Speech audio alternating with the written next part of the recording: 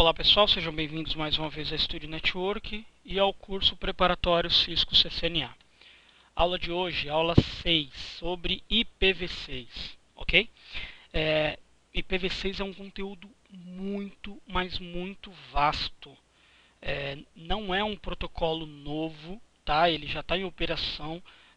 12% de hoje, né?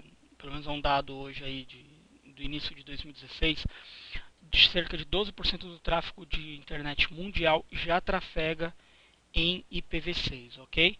Aí eu vou dar uma sugestão aqui sobre curso de IPv6. É um curso específico de IPv6. Então, para estudos de IPv6, o site que eu quero indicar para vocês é esse aqui, cursoseventos.nic.br. Não conheço nenhum curso melhor de IPv6 do que esse aqui. E outra, gratuito. Você vem aqui, ó, curso presencial, curso de IPv6 presencial. É um curso de 32 horas, 4 dias, o dia inteiro. Por exemplo, o curso vai de segunda a quinta-feira, horário comercial, o dia inteiro. Se cadastra. Inclusive, está com inscrição aberta para uma turma para abril.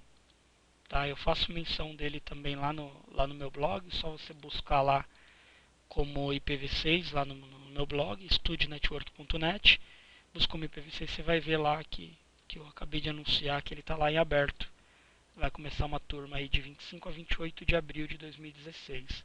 Tá? Só entrar lá no site do NIC e se cadastrar. No meu blog também eu tenho os links de todo o material aberto desse curso. Quem quiser dar uma olhada no todo esse material, claro, e eu faço menção aqui aos mestres, instrutores desse curso. Ok, vamos voltar aqui para o nosso conteúdo CCNA.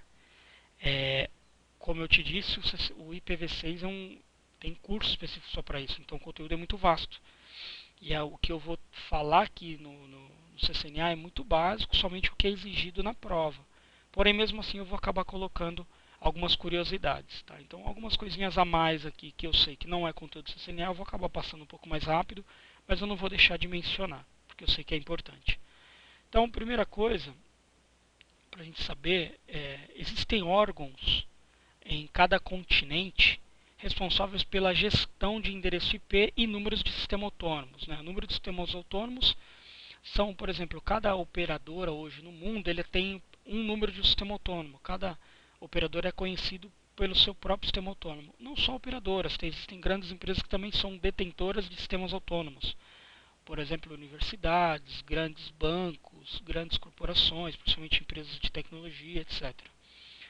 Então, eles que definem qual endereço IP cada localidade vai usar, cada operadora vai usar. E as operadoras recebem esses IPs que essas empresas, que esses órgãos determinam para eles, e as operadoras determinam para nós, usuários de internet, quais os endereços IPs que a gente vai usar. Ok? E aí eu estou falando de endereçamento público. Então, tem um órgão aí para cada continente. Né? Existe um órgão maior que gerencia todos eles, que é o IANA. Okay? Aí abaixo deles nós temos os 5 regionais. No nosso caso aqui na América Latina, nós temos o LACNIC. E abaixo do LACNIC existe o NIC do México e o NIC do Brasil. Os demais países, a não ser México e Brasil, respondem direto para o LACNIC. Okay? As operadoras lá, Argentina, Venezuela, Chile, enfim, e toda a América Central, falam direto com o LACNIC. Nós, devido quantidade, devido espaço geográfico, né, quantidade de pessoas, etc., é um país muito grande, a gente tem um só único NIC para gerenciar Brasil. Ok? Assim como lá na Ásia também tem alguns regionais que respondem somente pelos seus países. Porém, na África é um único, né? Na América do Norte, como são Canadá, Estados Unidos, ali respondem tudo pro ARIN. Principais diferenças entre IPv4 e IPv6. Isso aqui, sim, é conteúdo do CCNA. IPv4, ele é composto por 32 bits, né? Ou seja, 4 bytes. Né? Eu tenho 4 bytes ali, 1 byte por octeto. Nós temos 4 octetos. Já no IPv6 nós temos 128 bits, ok? A quantidade de combinações é muito maior. Então de 32 foi para 64. No IPv4, devido à escassez de IP, nós utilizamos NAT. Então, por exemplo, nós recebemos um IP na nossa casa e todos os computadores na nossa casa saem para a internet pelo mesmo IP. Mais ainda, numa empresa, ela recebe às vezes um, dois, às vezes 16 endereçamentos IPs, 16 endereços IPs, para sair por esses 16 endereços IPs o quê? 1.000 computadores, 2.000 computadores. Então você faz NAT, todos os computadores saem por um único IP.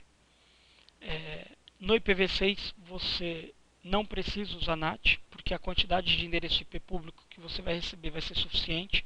Por mais que você tenha 2, 3 mil, 10 mil computadores na sua rede, cada um computador vai ter um IP público, ok?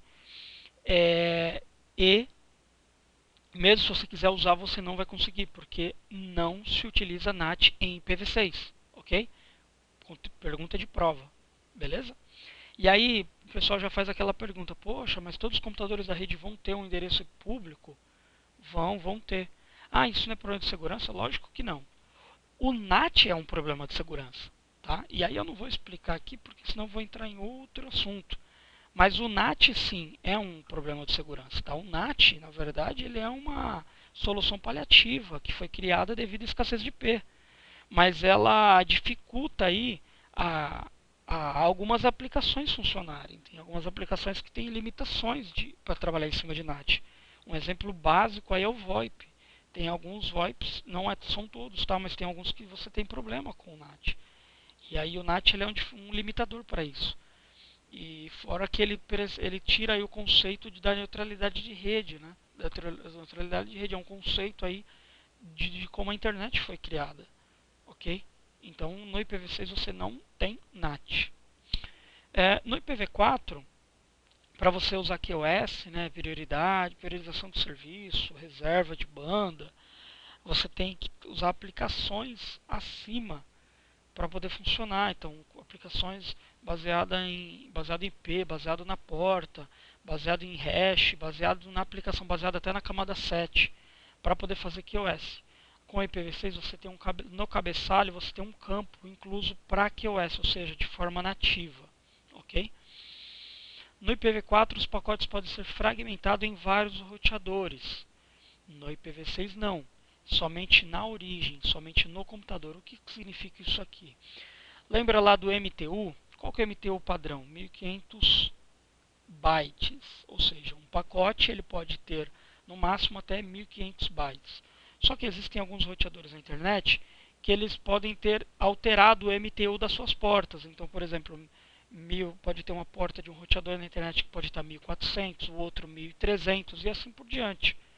E aí isso é um problema, que, por exemplo, se você vai mandar um dado e esse dado ele foi fragmentado em 1000 pacotes de 1500 bytes. Quando chegar lá, esses 1000 pacotes chegarem no próximo roteador, o MTU da porta do próximo roteador é 1400. O que ele vai acontecer? Ele vai ter que fragmentar esse pacote de 1500 em um pacote de 1400 e aí os 100 bytes que sobrou ele vai formar um novo pacote, ou seja, 1000 pacotes para aquele mesmo dado, no outro roteador ele vai ser transformado em 1100 pacotes de 1400 bytes cada um, por exemplo. E aí se bater no outro roteador, o outro roteador é 1300, então vai acontecer uma nova fragmentação. Qual que é o problema disso? Custo. Simplesmente isso, custo. Custo com hardware, investimento com hardware de roteadores para poder fazer esse trabalho. E aí no IPv6, o IPv6 veio para resolver um problema de endereçamento. Porém, ele já tem diversas melhorias com que a gente tinha problemas no IPv4 e essa é uma delas.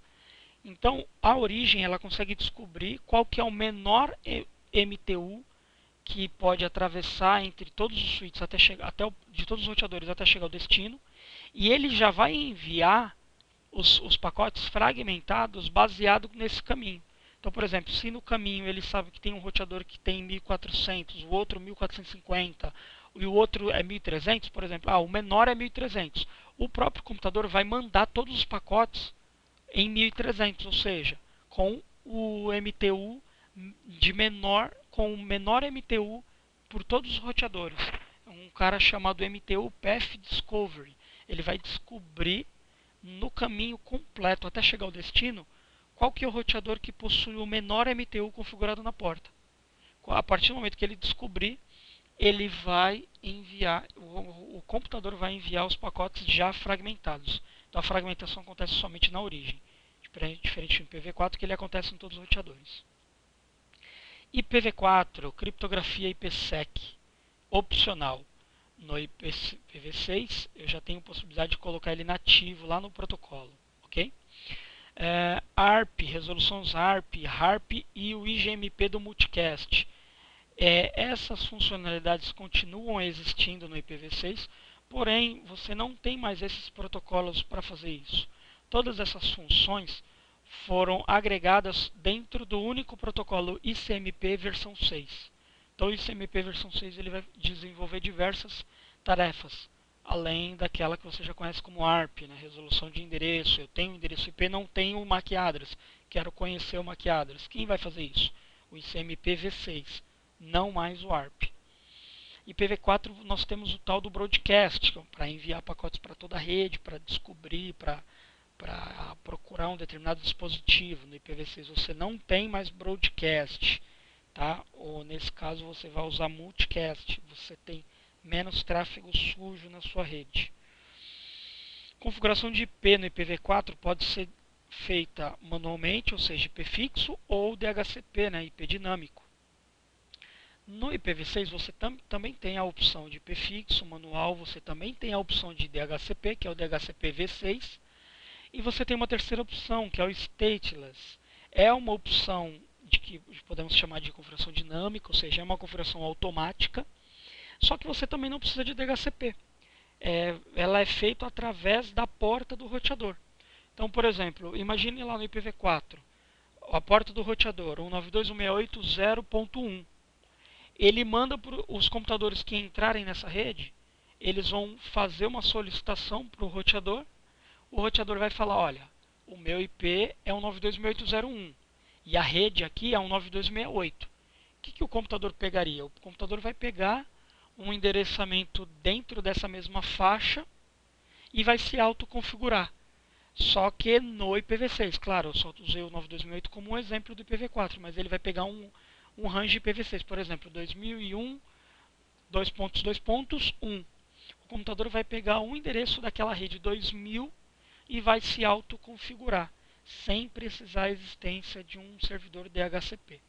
Porém, é possível também usar um DHCP para configurações mais complexas. Tudo bem?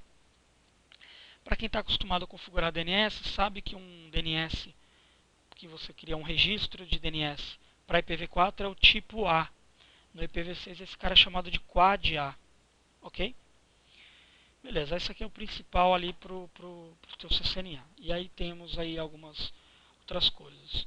Então nós temos aqui o cabeçalho do IPv4, onde nós temos diversos campos, diversas informações. Entre elas os principais, a versão do protocolo, endereço de origem, endereço de destino. No cabeçalho do IPv6, isso se tornou muito mais simples e o cabeçalho está menor. Então, a leitura do cabeçalho tende a ser mais rápida, ou seja, melhor desempenho. Então, em amarelo, nós temos aí os únicos cabeçalhos que foram mantidos. Em vermelho, os cabeçalhos do IPv4 que foram removidos. Em azul, são que foram mantidos, porém o nome foi alterado. E o único campo aqui em verde é um campo novo, a qual é um novo campo que permite a adição de novos campos para novos desenvolvimentos, novas aplicações. Então ele me trouxe um cabeçalho muito simples. Se você capturar um frame IPv6, um pacote IPv6, você abrir lá num sniffer de rede como por exemplo o Wireshark, você vai ver que os campos são menores, né? Payload, next header, hope limit, né? Limite de saltos, origem e destino. Então ele se tornou um cabeçalho muito mais simples. Isso aqui vocês já viram na primeira aula, né? Então você tem lá a comparação entre as representações binária, decimal e hexadecimal. Então enquanto no binário o número 9 era 1001, no hexadecimal também é 9. Só que no 10, enquanto no binário é 1010, no hexadecimal é A. E aí nós temos até o 15, representado pela letra F. Ok? Quando passar de 16, claro que você vai usar mais casas. Né? Então, por exemplo, quando você usar ali o 16 no decimal, no hexadecimal seria 10. Porque você usa lá dois campos. Quando você usar lá um número maior, como por exemplo 255, você vai usar o que? FF, ok? E aí, só acompanhar essa sequência e a representação. Eu sei que isso aqui está mais tranquilo, que a gente já falou mais a fundo em outras aulas, aí nas primeiras aulas.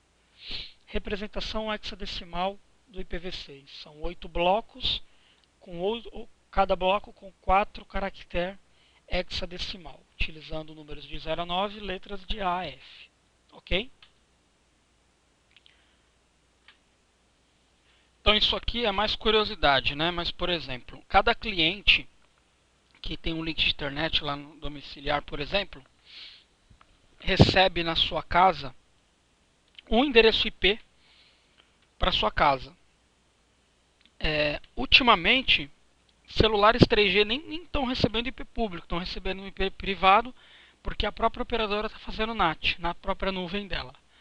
Então ela tem um único endereço IP utilizado para diversos clientes mobile aí 3G, 4G, enfim. Isso já está acontecendo atualmente. Por quê? As operadoras não têm mais IPv4, tá? Acabou, literalmente. O que elas ficam é simplesmente assim, para empresas, por exemplo, uma empresa cancelou um link de internet, ela vai lá e realoca aqueles endereços IP para outro cliente. IPv6, como que será? Cada operadora será obrigada a entregar no mínimo um /64 para um cliente comum. O que é um /64? Pensa no seguinte: se você tem um campo, um endereço IPv6 de 128 bits, se você vai entregar um /64 para o cliente, você está falando que é um endereço que ele tem 64 bits ligados e 64 bits desligados. É só você fazer 2 elevado, na verdade, 2 elevado a 64.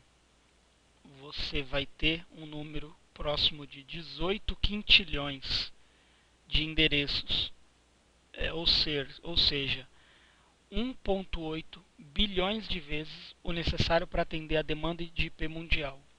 Exatamente, para cada cliente. Ou seja, para que você vai querer fazer NAT se você vai receber essa quantidade de endereços IP públicos?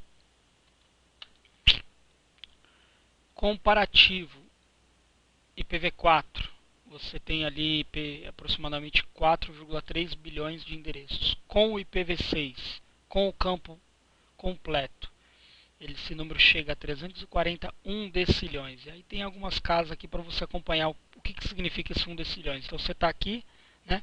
Mil, milhão, bilhão, trilhão e assim vai. Até você chegar no 341 decilhões. Então não é infinito, mas vamos dizer que seria quase. E aí são curiosidades que eu prefiro que vocês peguem meus slides e leem isso aqui. Por exemplo, se um cliente vai receber um /64, uma operadora que é uma S vai receber pelo menos um /32. Então, por exemplo, se ele vai receber um /32 e ele tem aqui 96 bits desligados para a rede. Só que 64 ele vai entregar para o cliente. Então ele tem 32 bits para ele fazer segmentar em redes. Ele vai poder alocar até 16 milhões de clientes. Então, não vai ter fim um /32 para uma operadora. Ok? O NIC-BR, que é o órgão que disponibiliza os ranges de endereços para as operadoras, só ele tem um /16, que ele consegue suportar até 65 mil AS /32, ou seja, 65 mil operadoras utilizando o /32. O restante dos números, isso aqui não é conteúdo CCNA, é apenas curiosidades, como eu expliquei no início. Primeira coisa, isso aqui é importante para você CCNA, tá? Compressão de endereços. Então você tem lá um endereço IPv6 composto por 8 blocos, cada bloco com 4 caracteres IPv6.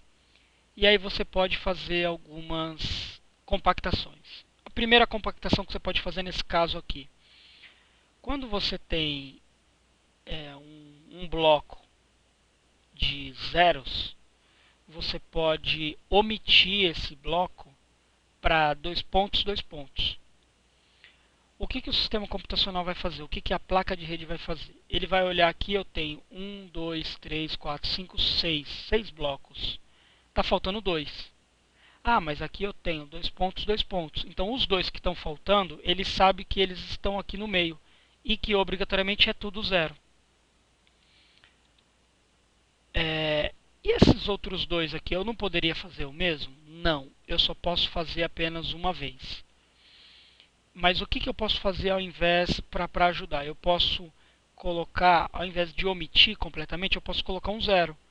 Se ele colocar um zero aqui, ele sabe que ele tem 4 zeros. Porque o zero à esquerda, ele não serve para nada. Eu só não posso omitir o zero à direita.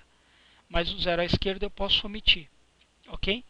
Por que eu não posso fazer esse 4 pontos aqui duas vezes? Imagine só, se eu tenho esse endereço aqui,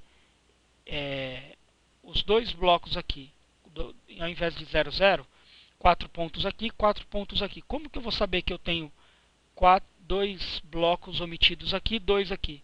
O que me impede de aqui ser um bloco e aqui 3? Ou 3 e aqui 1? Porque, por exemplo, o sistema computacional vai ver, eu tenho aqui um bloco, 2 blocos, 3 blocos, 4 blocos. Falta 4. Tá, mas de 4, onde estão? 2 está aqui, 2 está aqui? Ou tem 3 aqui e 1 aqui? Não sei. Então ele só pode fazer uma vez. Porque ele vai olhar esse zero, ele sabe que aqui ele tem um bloco e aqui ele tem outro bloco. Ou seja, 1, 2, 3, 4, 5, 6. Está faltando 2. Os 2 estão aqui. Outro exemplo. 0 à esquerda. O 0 à esquerda eu posso omitir. À direita não. Porque 470 é uma coisa. 47 é outra. Tá? Então, 0 à esquerda eu omito. E onde eu tenho esses diversos campos 0 aqui, eu posso omitir em um único campo. Por exemplo, eu tenho aqui 1, 2, 3. Esses 3 aqui estão omitidos dessa forma, em primeiro lugar. E o último bloco, eu omito os 3 zeros à esquerda. E esses 3 zeros, esses 3 blocos aqui são formados de zero, eu posso omitir ainda nesses 4 pontos. Então eu tenho aqui 1, 2, 3, 4, 5 blocos. Esse 1 aqui representa um bloco, tá? Ele representa esse bloco aqui que tem alguns zeros à esquerda, então são 5 blocos. Logo ele deduz que eu tenho 3 blocos omitidos aqui em zero, que são esses 3 aqui e esses 3 aqui. Tá? Esse tipo de compactação, esse tipo de conhecimento é cobrado lá no CCNA. Aí só curiosidades. O correto dessa forma, 2000, 4 pontos barra 3. Esses 4 pontos estão significando os outros 7 blocos que são omitidos.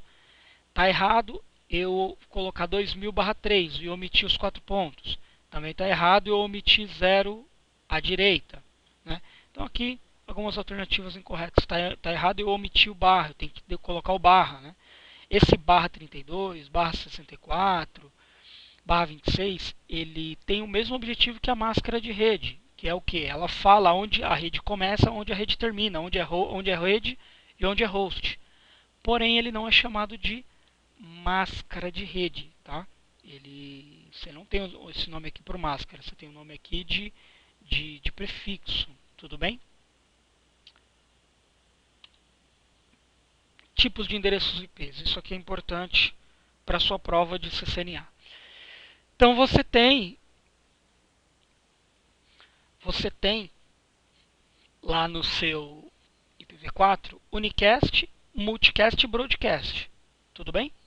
Então você esquece o broadcast aqui no IPv6 e você passa a ter unicast, que você já sabe, conexão de 1 para 1. Endereços exemplo de unicast. Então o link local é um endereço que ele atribui automaticamente na placa de rede. FE80, você pode dar um ipconfig aí no seu Windows ou Linux, que você vai ver que ele tem lá se o IPv6 estiver habilitado, ele vai ter um endereço FE80. Então, por mais que você não queira, na sua rede local, você pode fazer com que os computadores se comuniquem via IPv6. Então, você consegue pegar o IP do seu vizinho IPv6 FE80, que ele pegou já automático, e dar um ping que você vai ter conectividade normal. E se tiver alguma aplicação que suporta IPv6, você já pode utilizar na sua rede local. Sem você saber, pode ter certeza, dá um ipconfig lá que suas máquinas tudo tem alguma coisa baseada em IP FE80. Site local também é comunicação unicast, porém obsoleto, não cai no CCNA. E ele é obsoleto, não foi cogitado usar lá no início, quando desenvolveram o IPv6 lá em 1990, lá, né, bolinha, porém obsoleto. Global, todo o restante, toda coisa diferente de FE80, FEC0 é endereço global, ou seja, endereço único globalmente. Temos alguns endereços multicast, da mesma forma que nós temos lá a range IPv4 224 até 239, separado para multicast, classe D. Nós temos aqui o endereço multicast FF00. E aí cada classe de tipos de multicast você tem aí uma reserva, né? Então, roteadores FF02, servidores NTP FF08, e assim por diante. Quando você habilita protocolos de roteamento, tem os seus endereços de multicast específicos e assim por diante. Um conceito novo no IPv6 é o Ncast. O que é esse cara? Trata-se de um nó mais próximo. Vamos lá. Você tem 3 computadores. Os 3 computadores podem ter um endereço Ncast igual. Então, por exemplo, um endereço único, um endereço igual para os 3 computadores. Você não vai ter conflito de IP. E aí, quando um computador de origem quer falar com um dos 3, ele vai procurar um único IP que representa os 3 computadores, certo? Ele vai fechar a comunicação com quem? Ele vai fechar a comunicação só com um, tá? Ele não vai fechar a comunicação com os 3 computadores. Ele quer fechar só a comunicação com um. Qual deles? O que estiver mais próximo, ou seja, o que responder mais rápido, o que tiver com o melhor desempenho, ok? Esse cara vai ser utilizado muito para, por exemplo, servidores web. Você tem 3 servidores ali, alta disponibilidade. Hoje você gasta dinheiro com aplicações para fazer cluster, né? Você não vai precisar mais disso, você vai ter essa funcionalidade aí nativa. Basta que as aplicações suportam essa funcionalidade nativa do IPv6. Não existe broadcast em IPv6. Endereços unicast, global, unicast, link local, loopback, que você conheceu como 127, agora ele é o 2.1/128.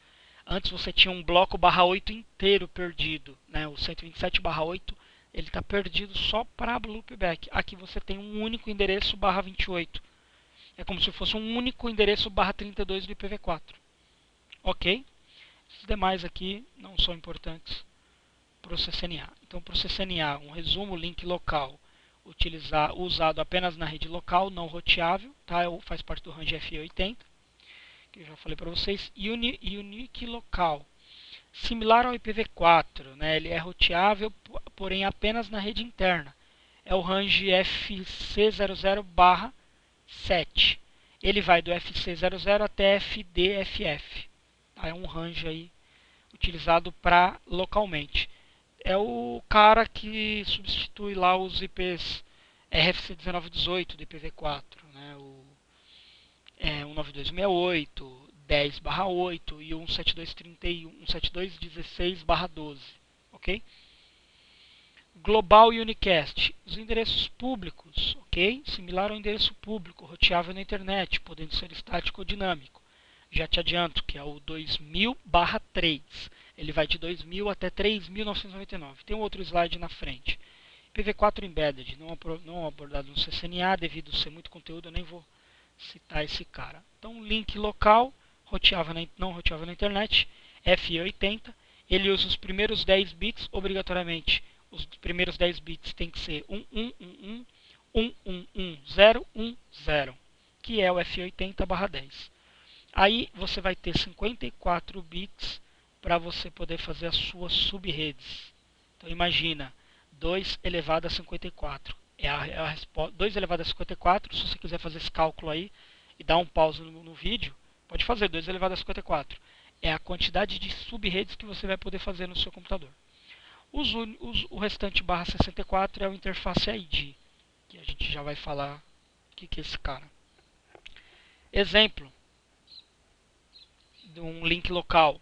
Eu tenho um computador aqui, FE80, AAA barra 64. Quer falar com o computador DDD, né? Então são exemplos aí de equipamento, sendo que o gateway aqui é FE80, 1. Ok? É possível que esses caras sejam roteados através de outras portas? Não, não é possível. Por isso que tem um X aqui nessas outras interfaces. Somente em rede local. O que é o interface ID que está separado esse barra 64 aqui, que pode ser automático ou manual? Você pode simplesmente configurar um IPv4 manual, ou você pode deixar que o próprio computador, por exemplo, tem um determinado computador aqui, você deixa ele em modo manual automático, ele vai lá, bate lá no roteador, aí o roteador vai falar, olha, o meu IP é FE80, 2.2.1. Então ele sabe que a rede é FE80 1/64. O restante do endereço, o computador ele vai pegar a rede FE80, só que a partir dos últimos 64 bits, ele vai pegar o MAC address e vai incorporar no IPv6.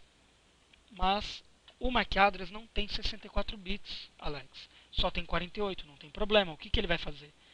Ele vai pegar aqui, ele vai abrir na metade do campo do MAC address, vai adicionar um campo chamado FFFE, como está aqui.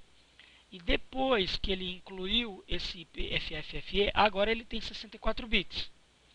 Só que para impedir que não tenha endereços repetidos na rede, ele vai pegar aqui no sétimo bit desse cara, por exemplo, D4. Se ele pegar esse D4 e converter para binário, é esse cara aqui, ó, 11010100. Ele vai inverter o sétimo bit, se for 0 vira 1, se for 1 vira 0, e ele converte de novo para decimal. Então qual que vai ser o endereço IPv6 do computador? FE80, D6, C4, 6D, FF, FE29, AF47. Esse é o endereço IPv6 do computador, sendo que o gateway é o FE80, 1. Ok? Se você quiser, você pode configurar manualmente o IP do computador. Por exemplo, FE80, 2. O outro computador 3, o outro 4 e assim por diante. Ou você pode falar para ele fazer essa configuração manual, chamado de Stateless Configuration, que ele vai fazer essa conversão aqui, utilizando o MAC address. Vou dar um exemplo aqui, vamos dar um ipconfig no meu computador aqui. Deixa eu ver se eu estou com o IPv6 habilitado. Tô. Olha só. IPv6 link local, que é o que a gente está falando. Ele pegou aqui a rede FE80, 2. E ele pegou esse endereço aqui, ó. Esse endereço aqui nada mais é que uma combinação do meu MAC address, ok? Que ele pegou e fez esse cálculo. Tudo bem? Voltaremos aqui. Exemplo. Aqui eu estou dando exemplo de uma porta gigabit 0/0, onde ele tem uma MAC address FC9947, lá. O endereço, ele vai ter um endereço, por exemplo, ele tem um endereço aqui, ó, 2001, é um endereço IPv6 público. Só que ele também vai ter um endereço link local, por exemplo, FE80, ele pegou aqui, ó, o mesmo endereço do MAC address, por exemplo, FC9947, FE9947, FC virou FE porque ele mudou o sétimo bit. E aqui no meio ele tem o FFFE que colocou no meio e o restante do MAC address, 75C3E0. Tudo bem? O MAC address das outras portas é E1 e assim por diante, cada um vai ser o teu próprio. Você pode ter um link local estático por exemplo, o que eu falei para vocês, F80, 2.2.1, 2.2.2. Tudo bem, você não quer que ele pegue automático pelo MAC address, defina automático. Entre dentro da interface, IPv6 address, F80, 2.2. O IP que você quiser, na frente, link local. Ok? Porém, é um cara utilizado somente na rede local, não é roteável. Vamos falar dos endereços roteáveis. Ou seja, endereços públicos, endereços globais, né? Global Address Unicast. Então, assim como no IPv4, nós temos o prefixo de rede e o sufixo de host, separados pela máscara. Aqui nós temos a mesma coisa, porém não utilizamos o nome máscara, utilizamos o nome prefixo. Não existem classes de endereço, ou seja, classe A, classe B, classe C, ok? Não existe mais esse cara. E o que vai determinar a fronteira entre rede e host é a notação prefixa, notação prefixal, ou seja, barra 32, barra 64 e assim por diante. O endereço padrão IPv6 é dividido em 3 seções. Então tem a seção Global Routing Prefix, Subnet e Interface ID. Então na global é o endereço da rede, na subnet é onde você vai subnetar a tua rede, e o Interface ID é os 64 bits reservados para os computadores fazerem a configuração automática que eu acabei de explicar. Global Unicast, similar ao IPv4, roteável na internet, pode ser estático ou dinâmico, e ele possui os 3 primeiros bits obrigatoriamente como 001. Então esses 3 aqui não mudam, ou seja, obrigatoriamente ele vai ser 2000/3, porque eu estou usando somente 3 bits. Tá? Ele vai de 2000 até 3999. Exemplo, a operadora te deu um bloco /48, por exemplo. Aí você tem lá qual que é o endereço /48. Por que /48? Você tem aqui, ó, 16 mais 16 mais 16. Tudo bem? 1/48. Ela te deu o IP 2001 DB8 ACAD. Legal. Aí você tem dentro da sua rede necessidade de fazer subredes. O que você vai fazer? Você vai usar o quarto bloco para criar suas redes. Então, por exemplo, eu tenho uma rede 2001 DB8 ACAD1, ACAD2, ACAD3, todas /64. Então eu vou ter esses 4 blocos aqui, vai representar cada subrede, ok? Então eu tenho 3 blocos que representam toda a minha rede, e aí no quarto bloco eu represento as minhas subredes, ou seja, meus departamentos, minhas filiais, como você quiser. Então nesse quarto bloco você vai fazer as suas subredes. Aí você imagina um quarto bloco inteiro para você fazer subredes, ou seja, 16 bits. Faz aí 2 elevado a 16. Vai dar, se eu não me engano, 65 mil endereços, ou seja, 65 mil subredes. Te garanto que você vai usar bem menos que isso. Você não vai ter 65 mil departamentos, né? Mas você vai ter essas possibilidades. E esse número vai do 3, 4, 5, 6, 7, 8, 9, 10, 11 e assim vai, até FFFF. Tudo bem? Então aqui um exemplo, né? 48, que foi assinado pelo ISP, assinado pela operadora, para você. Aqui é onde você vai poder mexer. E os outros 64 bits você vai deixar automático para os seus computadores pegarem configuração automática. Então, exemplo, olha, eu tenho essa rede aqui separada por essa interface aqui, ó. É a rede 1. Essa outra aqui, rede 2. A outra aqui, ponto a ponto, é a rede 3. A outra é a 4. Todas começando com o mesmo prefixo, porém cada uma com uma subrede. Configurando o IPv6 global, isso que vocês vão fazer lá no laboratório, tá? Entra dentro de uma interface e aí é igual ao IPv4. Você não digita IP address 19268 e a máscara. Aqui você vai digitar IPv6 address, o endereço da placa, por exemplo, 2001 DB8 ACAD, subrede 1, subrede 1 gateway, final 1. Porque essa aqui é a porta do roteador, né? Então é 1/64, porque é toda a rede, no mínimo ela tem que ser pelo menos /64. No shutdown para ligar. E aí vai nas outras, define a rede 2, final 1, que é o gateway. A outra é a rede 3, final 1, gateway. Ok? Clock rate por causa da interface serial. E aí, por exemplo, você vai lá em um computador e configura 2001 DB8 ACAD rede 1, 10. E o gateway? ACAD rede 1, final 1. O gateway é o final 1, que é o roteador. E os computadores podem ser final 10, 11, 12, assim por diante. Ou deixa automático e deixa que ele faça o cálculo lá com o MAC address. Ele vai assumir a rede 2001 DB8 ACAD 1 e o endereço enorme lá baseado no MAC address. Verificando a interface, ao invés de show IP int brief, você vai usar show IPv6 int brief. Você vai ver os endereços das portas, o status up ou down, up, por exemplo, e os endereços IPv6. Aí é normal, você vai ver mais de um endereço IPv6. Aqui eu tenho um F80, que é o link local, que ele usa para trafegar dados local, controle de rede, etc. E ele tem um endereço IP público aqui, 2001, da rede 1, outro da rede 2, outro da rede 3. Tá? Rede 1, rede 2, rede 3. Show IPv6 route. Olha só. Olha as minhas rotas diretamente conectadas. Letra C aqui de diretamente conectada.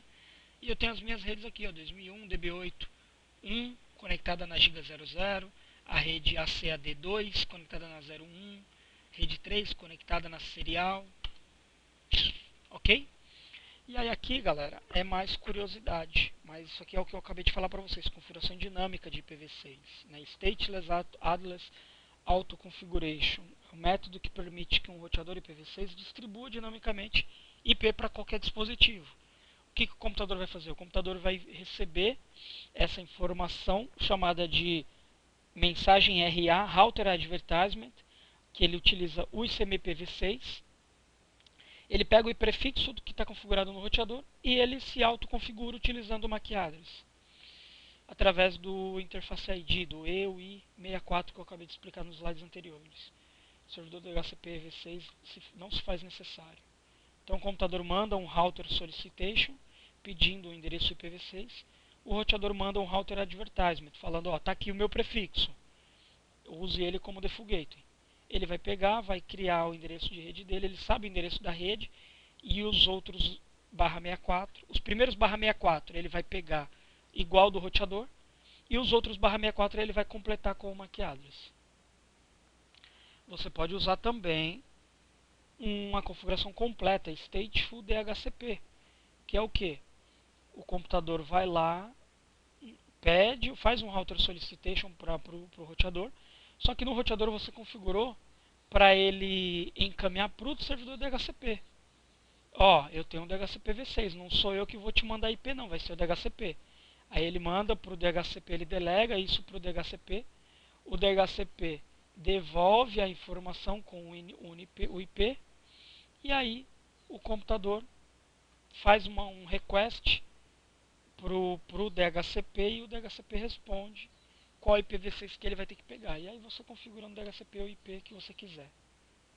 Como que faz uma configuração stateful de DHCP no roteador, se você não quiser subir um DHCP V6 através de um servidor Windows ou Linux?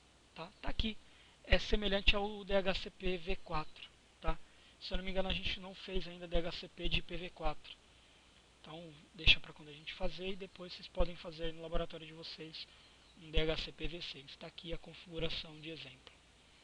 Não é tão cobrado assim no CCNA, tá? Fiquem tranquilos. Relay Agent, quando o servidor DHCP está em uma rede diferente, você tem que configurar na interface um DHCP Relay, ok? DHCP Relay a gente vai falar mais lá quando falar do DHCP Relay de IPv4. Debug, como que eu faço um debug para ver onde está o problema. Aqui é o processo do ARP. Lembra lá que o ARP faz? Olha, eu tenho IPv4 tal, preciso do MAC address. Aqui é o contrário, eu tenho o IPv6, eu preciso do MAC address desse cara. Ele vai mandar um Neighbor Discovery Protocol para ele descobrir os vizinhos, ok? Técnicas de transição, aí a gente muda um pouquinho de assunto. O que é técnica de transição? Imagina, você tem uma rede que está em produção rodando IPv4. Agora você tem que rodar IPv6. Como que é? Muda de um dia para o outro? Desabilita IPv4 e passa a usar IPv6? Não, não é assim. Por muito tempo, a gente terá que utilizar os dois ao mesmo tempo. A gente vai ter que conviver em um ambiente híbrido, onde na mesma porta de rede, exemplo, internet, interface Ethernet 0, você tem aqui um IPv4, IP address, um 92.168, lá lá lá, e você também vai ter que ter um IPv6, IPv6 address, lá lá lá. Então a mesma porta física, ela está trafegando dentro das duas redes, IPv4 e IPv6. Exemplo, essa porta aqui, ela tem o IPv4 92.168 lá lá lá e tem o IPv6 3FFE lá lá lá. Então você trabalha com os dois. Essa técnica é a principal técnica de transição. Existem outras técnicas também que eu vou falar aqui, tradução, tunelamento, só que a principal e mais fácil é a pilha dupla, ou chamada de dual stack. Exemplo, a nossa placa de rede. Olha só, na mesma placa de rede eu tenho o IPv4 e o IPv6. 92.100 alguma coisa e o FE 80 alguma coisa. Eu consigo falar computadores que estiverem conectados fisicamente, tiverem IPv4 eu converso, e outros computadores que estiverem só na IPv6, essa minha máquina também conversa, porque ela está nas duas. Então é chamado de pilha dupla ou dual stack. E é assim que funciona a internet hoje, tá? Por exemplo, muitos sites hoje já estão trabalhando com pilha dupla. Vou dar um exemplo para vocês. NSLookup para resolver endereços de domínio para IP. Facebook.com. Olha só, ele vai me trazer, o meu DNS vai me responder aqui quais são os endereços IPs do Facebook. Detalhe, ele respondeu IPv4, IP público do Facebook, que é esse cara aqui, e também o IPv6. Ou seja, se a minha máquina tiver conectividade de IPv6 com a internet, ele já pode se comunicar com o Facebook via IPv6. Então, às vezes aí na sua casa, a operadora já está te entregando o IPv6, você nem sabe. E quando você está acessando lá o Facebook, YouTube, grandes portais que já tem IPv6, você já está usando IPv6 e você não sabe. Tá? Então, tá aí a necessidade de a gente aprender esse protocolo. Não é só o Facebook não, tá? Posso dar outros exemplos aqui. Esse lookup.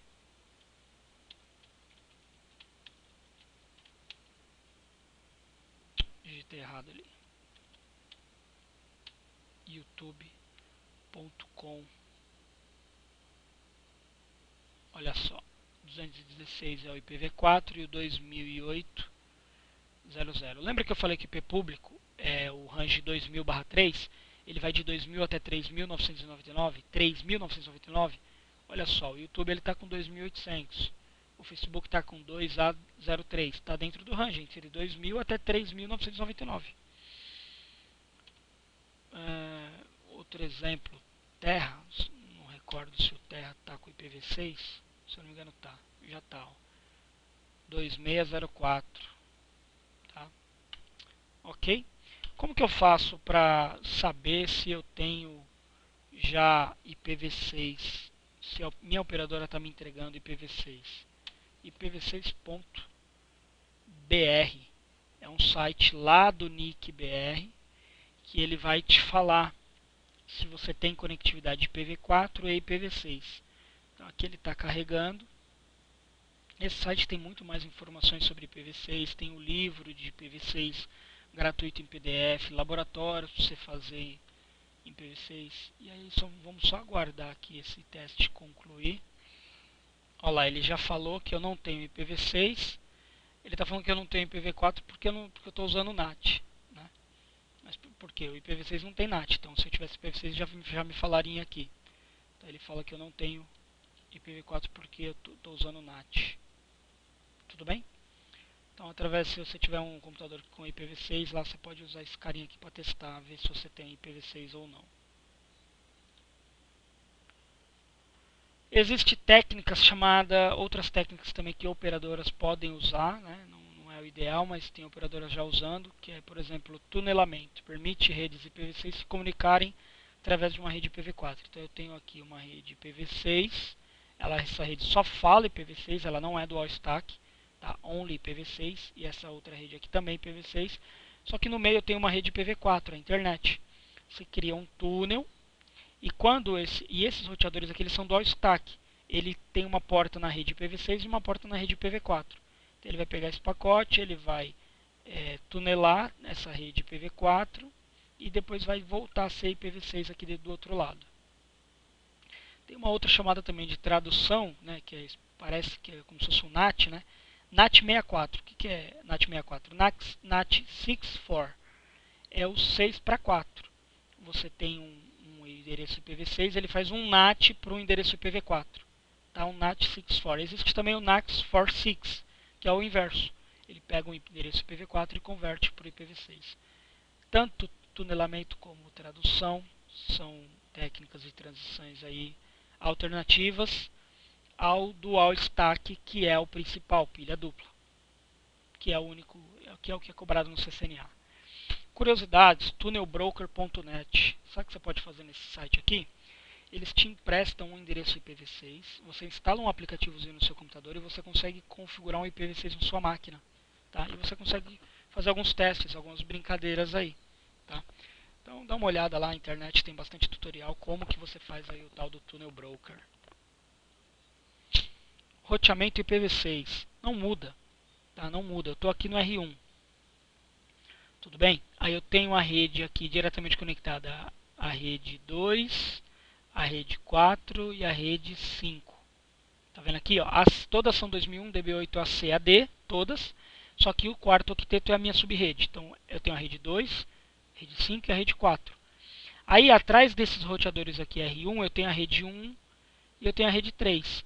Concorda que a rede 1 não é diretamente conectada do R2? A rede 3 também não é minha diretamente conectada, eu não tenho rota. Eu tenho que adicionar uma rota estática. Tá? Então eu coloco aqui IPv6 route com destino à rede 2001 DB8 ACAD 2. Cadê a 2? Não, a 2 é minha diretamente conectada. Ah, tá. Ele tá aqui, ó. Peraí, deixa eu só entender aqui. Na verdade ele está falando aqui, por exemplo, desculpa pessoal, rede 2, eu estou nesse roteador aqui R1 e eu não conheço essa rede 2 aqui, ó, que está atrás desse carinha aqui, certo? Ela é diretamente conectada do R2, não é diretamente conectada do R1. Então eu tenho que adicionar uma rota estática. O que eu faço? IPv6 route 2001 DB8 ACAD2, 2.2./64, com destino ao gateway. Esse gateway aqui, ó. Essa porta aqui que eu tenho de conexão diretamente conectada. 2001 DB8 ACAD, rede 4, 2.2.2, porque o meu é IP final 1 e o dele é o 2. A mesma coisa se eu quiser alcançar a rede 5, que é essa interface aqui, ó, apontando para o mesmo gateway. A mesma coisa a rede 3, ok? Ou você usa a rota dinâmica, que é o que? Habilita um protocolo de roteamento dinâmica e faça com que eles troquem rotas automaticamente, que é o que a gente vai fazer daqui a pouco. Rota default, como que seria a rota default? Você está acostumado lá, IP route 000, espaço 000 e o gateway. No IPv6 é IPv6 route 2.2./0, que é o que representa tudo 0/0, apontando para o gateway. O IP do vizinho, 2001 DB8 ACAD 4 2.2.2, porque o meu é 1, da rede 4. Ok? Verificando rota default, show IPv6 route static, ou IPv6 route, né? Ele vai te mostrar as rotas estáticas, e a rota default vai estar aqui por último, 2.2.0, apontando para esse gateway. Protocolos de roteamento do IPv6, RIPing ou RIPNG, RIP Next Generation, tá? Utilizado apenas em laboratórios, tá? Redes IPv6 a gente não usa esse cara em rede de produção. A gente vai usar sempre qual? O SPF versão 3, né? Lembrando que o SPF versão 2 é o SPF que você usa lá no IPv4, que inclusive a gente vai aprender na aula que vem, na aula 7. E o BGP4 Plus, tá? O IPv6, o BGP do IPv4 é o mesmo BGP4, só que do IPv6 é chamado de IPv6 4 Plus, ok? Então chegamos ao final dessa aula. Procurem lá o próximo vídeo, onde eu falo sobre a parte prática do IPv6, IPv6 laboratório, ok? Até o próximo vídeo. Obrigado pela atenção, pessoal. Até mais.